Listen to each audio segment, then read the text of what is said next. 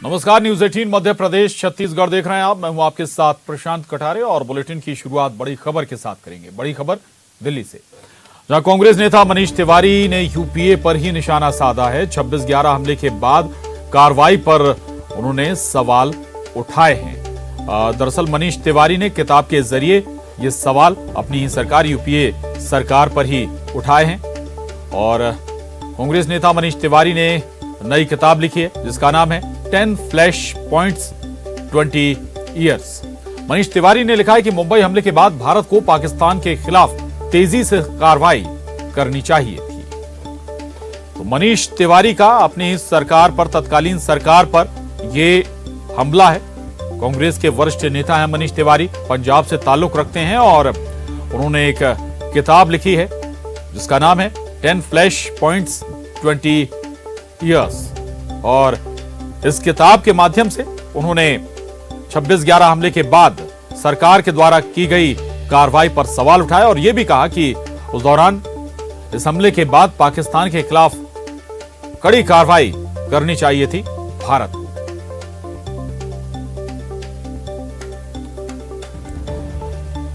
वहीं कांग्रेस नेता मनीष तिवारी की किताब पर बीजेपी आईटी सेल के इंचार्ज अमित मालवीय ने ट्वीट किया। अमित ने लिखा कि सलमान खुर्शीद के बाद एक और कांग्रेस नेता ने अपनी किताब बेचने के लिए यूपीए को बस के नीचे फेंक दिया।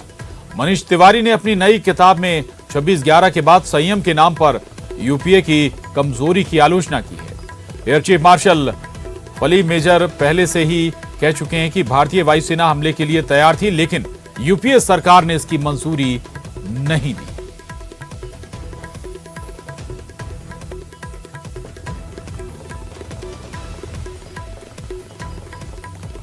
रवि सिसोदिया हमारे साथ दिल्ली से जुड़ रहे हैं और जानकारी के साथ।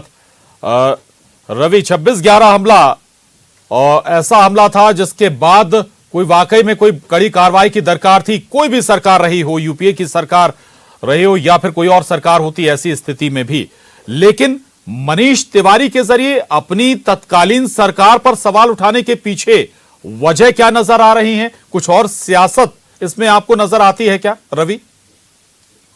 देखिए, जहां तक मनीष तिवारी का सवाल है, मनीष तिवारी ने जो किताब लिखी है उस किताब को अगर आप देखें तो कहीं ना कहीं इससे अपने ही सरकार पर सवाल खड़े करे, क्योंकि मनीष तिवारी यूपीए सरकार में कांग्रेस का चेहरा थे और सरकार के मंत्री भी थे, आईएनबी मिनिस्ट्री इनके पास थी। और ऐसे में अगर ये कुछ बोलते हैं और उसका जो किताब लिखी है तो उसपे इसको बैक करना या यूं कहें कि इस पूरे मसले को लेकर जवाब देना मुश्किल होगा कांग्रेस के लिए। हालांकि एक प्रेस कॉन्फ्रेंस रखी है कांग्रेस ने 1 बजे और ऐसा माना जा रहा है कि 1 बजे कांग्रेस इस पूरे मसले को लेकर अपना जवाब देगी कि आखिर कांग्रेस ऑफिस से स्टैंड क्या है। लेकिन ये सवाल इसलिए भी खड़ा होता है कि इससे पहले जब पंजाब में सत्ता परिवर्तन हुए थे, वहां पर जिस तरह से बदलाव हुए थे, उस समय भी मनीष तिवारी ने सवाल खड़े किए थे अपनी सरकार को लेकर, और क्षमा कीजिएगा अपनी पार्टी को लेकर सवाल खड़े किए थे और कहा था नवजोत सिद्धू को क्यों बनाया गया। जहां तक यूपीए के सरकार सवाल है, यूपीए को लेकर जो उन्होंने लिखा है कि 26/11 के समय जो ताकत दिखाई जानी चाहिए थी, जो कार्रवाई की जानी चाहिए थी, वो नहीं की गई।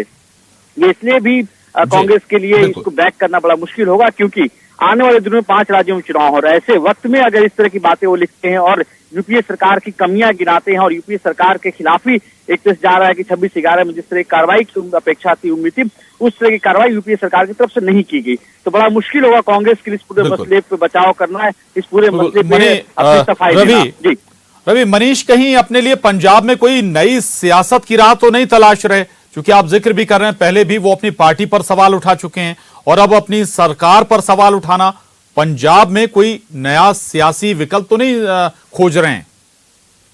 देखिए, अभी कुछ भी कहना जल्दबाजी होगी, लेकिन ये बात किसी से छुपी नहीं। कैप्टन अमरिंदर सिंह के साथ इनके रिश्ते काफी अच्छे रहे हैं। जब कैप्टन अमरिंदर सिंह को मुख्यमंत्री की कुर्सी से हटाया जा रहा था, उस दौरान भी मनीष तिवारी हमेशा कैप्टन अमरिंदर सिंह के साथ दिखे थे। जब वहां पे पूरा फेरबदल देखने को मिला था और जैसी कमान दी गई थी नवजोत सिंह सिद्धू के, उसकी मुखालफत भी अगर किसी ने की थी तो वो मनीष तिवारी ने की थी। तो कहीं ना कहीं पंजाब से जोड़कर जरूर इसको देख सकते हैं, क्योंकि किताब उनकी ऐसे समय में आ रही है। हालांकि 1 तारीख को वो किताब उनकी पब्लिश होने वाली है। जब मैंने मनीष तिवारी से बात की तो उन्होंने कहा कि जब उनकी किताब पब्लिश हो जाएगी उसके बाद ही वो मीडिया से बातचीत करेंगे। लेकिन ऐसे समय उनकी किताब आ रही है जब आने वाले दिनों में पंजाब में भी चुनाव होने वाले हैं, उत्तर प्रदेश में चुनाव होने वाले, उत्तराखंड में चुनाव होने वाले और गोवा में चुनाव होने वाले हैं। तो ये कहा जा सकता है कि क्या उनकी कोई रणनीति है, रणनीति का एक हिस्सा है कि ऐसे वक्त उनकी किताब मार्केट में आने वाली है जब चुनाव है 5 राज्यों के, और बीजेपी को बैठे बिठाए एक मुद्दा मिल गया। इससे पहले जिस तरह सलमान खुर्शीद ने अपनी किताब लिखी थी हिंदुओं को लेकर जो लिखा था, वो एक बड़ा मुद्दा बीजेपी के हाथ लगा था, और अब ये मुद्दा जिसमें ये कहा सकता है कि बीजेपी इस मुद्दे को भुनाएगी आने वाले दिनों में, और वो दिखाने की कोशिश करेगी कि यूपीए सरकार काफी कमजोर सरकार थी। जी बिल्कुल। रवि, आप कैसे देखेंगे, एक तरफ G23 लगातार अपनी सरकार पर या अपनी पार्टी पर लगातार सवाल उठाता रहा, और कई ऐसे नेता सलमान खुर्शीद के बाद, और केवल सलमान खुर्शीद ही नहीं बल्कि उनकी किताब के समर्थन में कई और नेता भी थे, चिदम्बरम भी थे जो उनकी किताब की तारीफों में कसीदे गढ़ रहे थे, और अब मनीष तिवारी, यानी कि हर कुछ दिन में बैकफुट पर नजर आती है कांग्रेस। रवि, कांग्रेस के लिए अभी बचाव करना बड़ा मुश्किल है, क्योंकि अभी जो हालात बने हैं उन हालात में अगर इससे पहले अगर आप देखें, जैसा आपने फरमाया कि जो किताब लिखी गई थी सलमान खुर्शीद की, वो बैठे बिठाए एक मुद्दा मिला बीजेपी को। आने वाले दिनों उत्तर प्रदेश में चुनाव होने वाला, उत्तर प्रदेश बड़ा स्टेट है और वो काफी महत्वपूर्ण माना जाता है चुनाव के लिहाज से अगर देखा जाए। अभी पंजाब में चुनाव होने वाला, उससे पहले जिस तरह से कैप्टन अमरिंदर सिंह जो वहां पर कांग्रेस का चेहरा हुआ करते थे, उन्होंने अपने आप को अलग किया और ऐलान किया कि आने वाले दिनों वो अपनी एक नई पार्टी बनाएंगे। जहां तक मनीष तिवारी का सवाल है, मनीष तिवारी और कैप्टन अमरिंदर सिंह के रिश्ते किसी से छिपे नहीं। बिल्कुल बिल्कुल। हालांकि अब वक्त के साथ तस्वीर साफ होगी कि मनीष तिवारी ने ये लाइन आखिर ली क्यों। बहुत शुक्रिया रवि आपका जानकारी के लिए। और इस वक्त सीधे भोपाल लिए चलते हैं अपने दर्शकों को। सीएम शिवराज आज कैबिनेट बैठक लेने वाले, उससे पहले सुनेंगे क्या कहते हैं सीएम।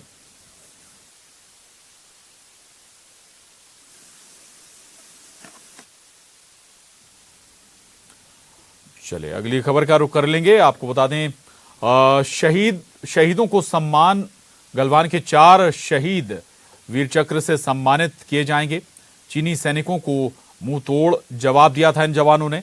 राष्ट्रपति भवन में सम्मान समारोह होना है और इन सभी शहीदों को 4 शहीद जिन्होंने वीरता का मुजाहरा किया था, चीनी सैनिकों को मुंह तोड़ जवाब गलवान में इनके जरिए दिया गया था। अब ये वीर शहीद सम्मानित किए जाएंगे राष्ट्रपति भवन में। इस वक्त सम्मान समारोह चल रहा है। तस्वीरें देखिए।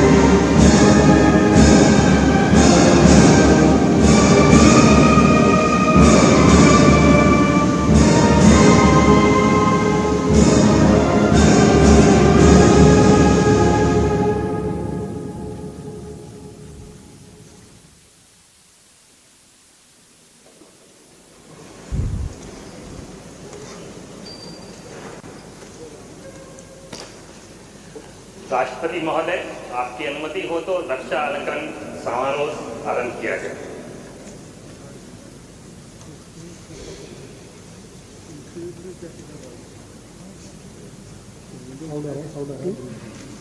शत्रु का मुकाबला करते हुए असाधारण वीरता के लिए महावीर चक्र कर्नल बिकुमाला संतोष बाबू 16 बटालियन बिहार रेजिमेंट मरणोपरांत।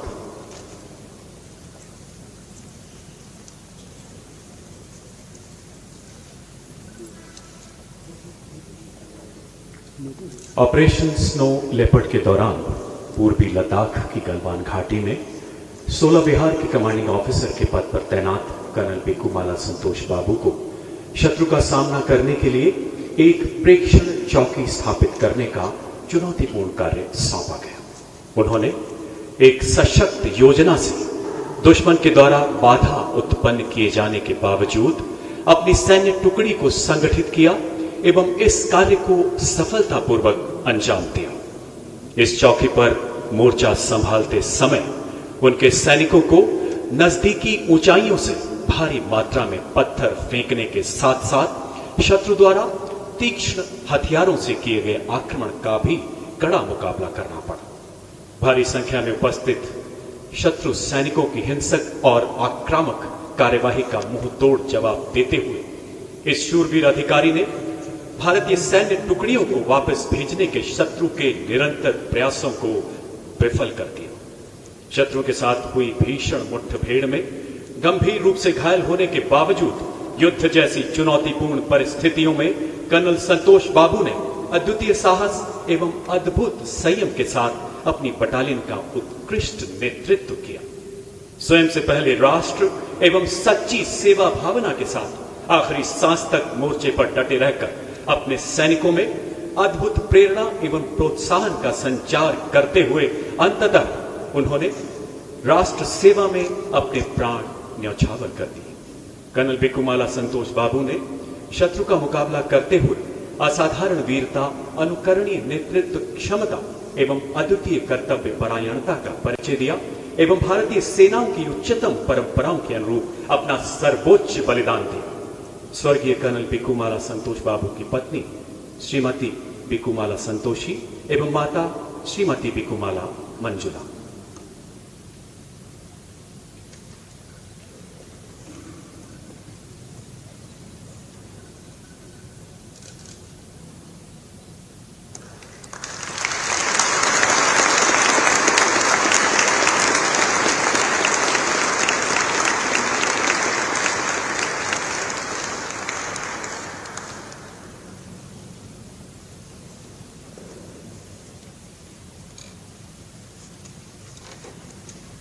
शत्रु का मुकाबला करने के सिवाय असाधारण वीरता के लिए कीर्ति चक्र सूबेदार Sanjeev Kumar, 4th battalion the parachute regiment special forces, मरणोपरांत।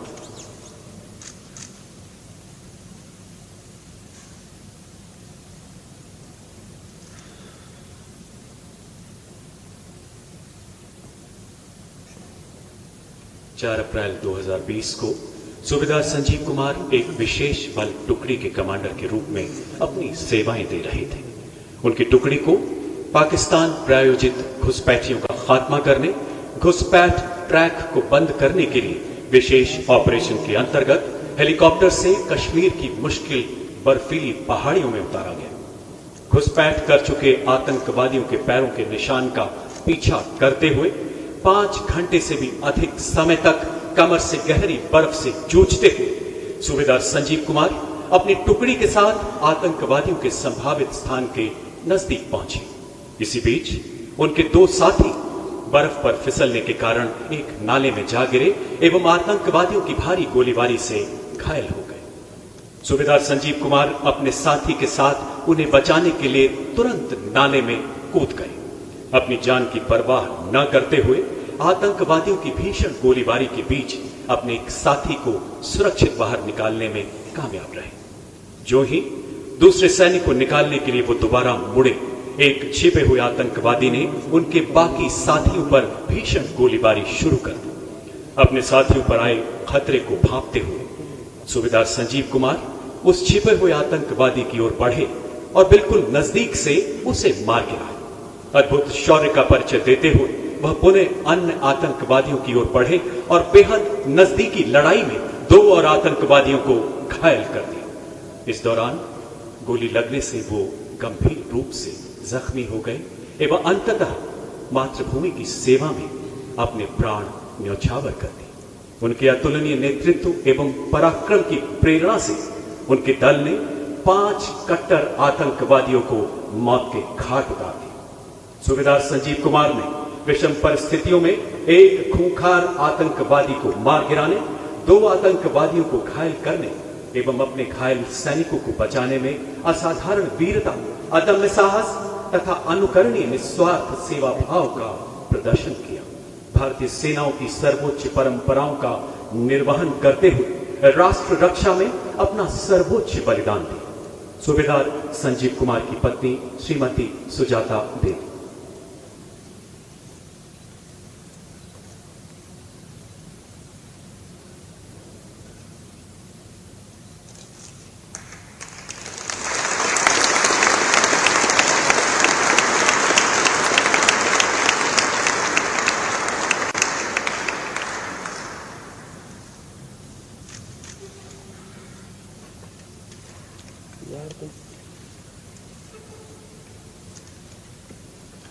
शत्रु का मुकाबला करते हुए वीरता के लिए वीर चक्र नायब सूबेदार Nuduram Soren, 16 battalion the Bihar regiment, मरणोपरांत।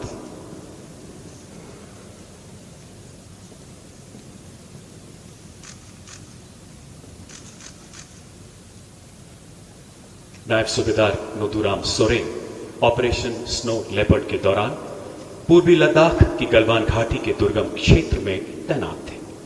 शत्रु सैनिक घातक हथियारों के साथ आक्रामक हमलों से उनके सैनिकों द्वारा की जा रही प्रेक्षण चौकी स्थापना में भीषण बाधा उत्पन्न कर रहे थे। सूबेदार नुदुराम सोरेन ने अत्यंत मुश्किल हालात में अद्भुत नेतृत्व क्षमता का परिचय देते हुए अपनी सैन्य टुकड़ी को संगठित किया, शत्रु के उन सभी प्रयासों का मुंह तोड़ जवाब दिया जिससे वह भारतीय सैनिक टुकड़ियों को वापस लौटाना चाहते थे।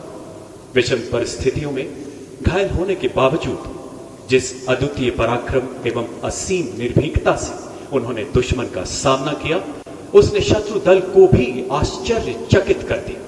उनके इस प्रेरणादायक शौर्य प्रदर्शन ने उनकी सैन्य टुकड़ी को मोर्चे पर डटे रहने के लिए एक नए जोश का सृजन किया। गंभीर रूप से घायल होने के बावजूद यह शूरवीर सिपाही आखिरी सांस तक गलवान की दुर्गम पहाड़ियों में अपने मोर्चे पर डटा रहा और अंततः मातृभूमि की सेवा में अपना सर्वस्व समर्पित कर दिया।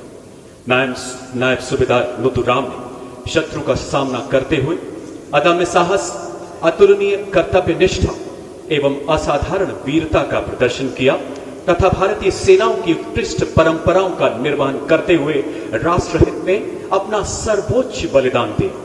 स्वर्गीय नायब सूबेदार नुदुराम सोरेन की पत्नी श्रीमती लक्ष्मी मणि सोरेन।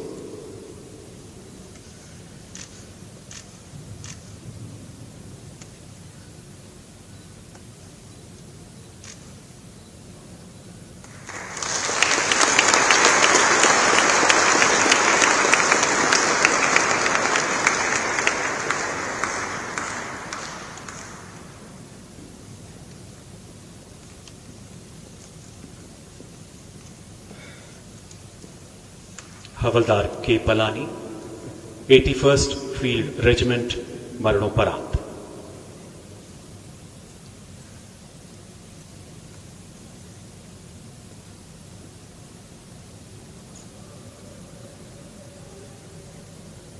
हवलदार के पलानी ऑपरेशन स्नो लेपर्ड के अंतर्गत पूर्वी लद्दाख में गलवान घाटी के मुश्किल इलाके में तैनात थे।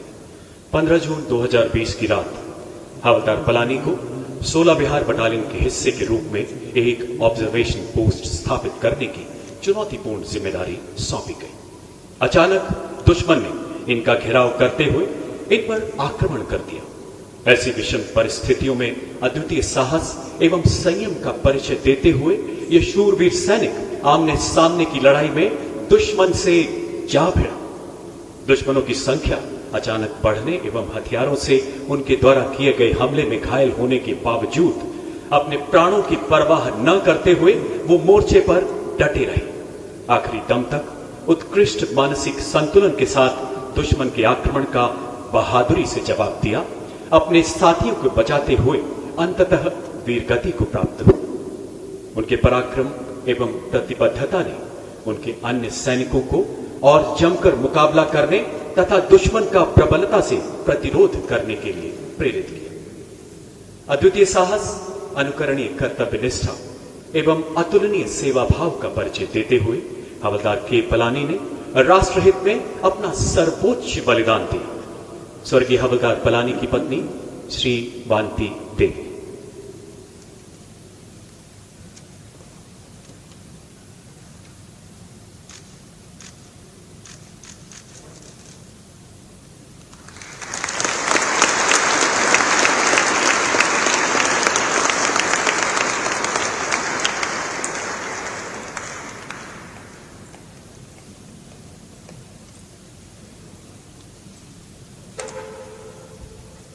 नायक दीपक सिंह, सेना चिकित्सा कोर, 16वीं बटालियन, द बिहार रेजिमेंट, मरणोपरांत।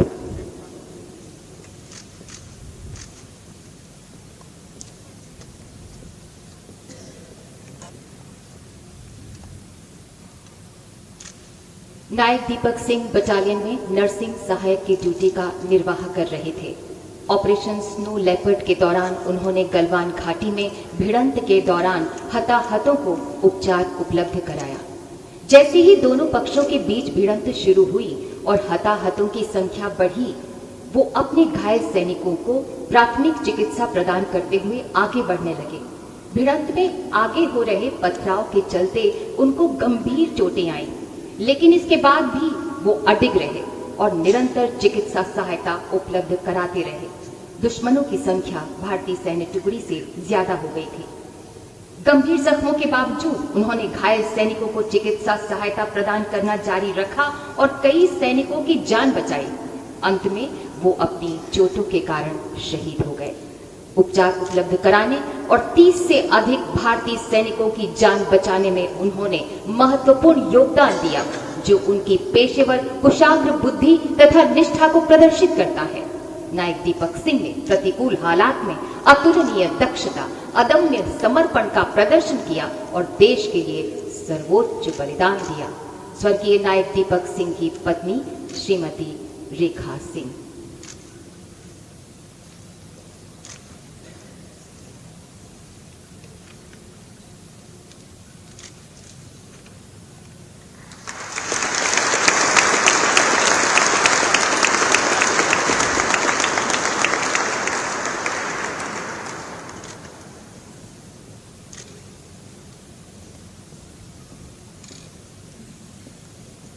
सिपाही गुरतेज सिंह, 3री बटालियन, द पंजाब रेजिमेंट, मरणोपरांत।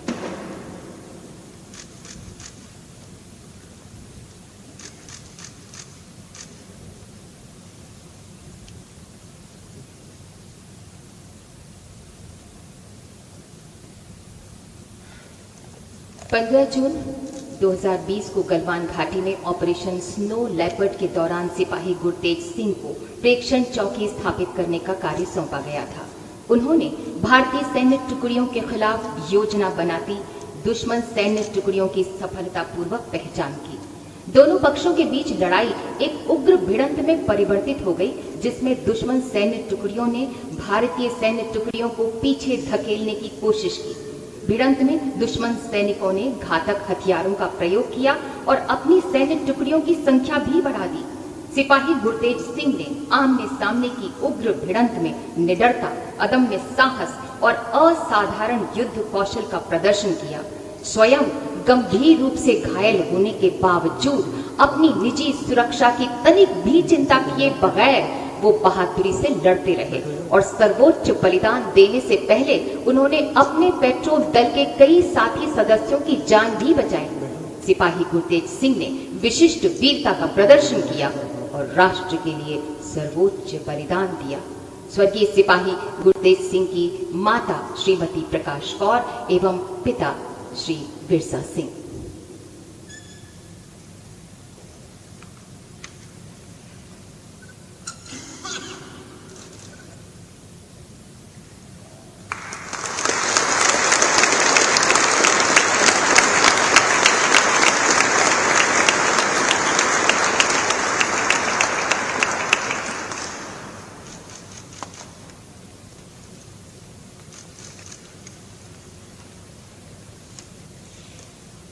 Major Anup Sood, Brigade of the Guards, 21वीं बटालियन, द राष्ट्रीय राइफल्स, मरणोपरांत।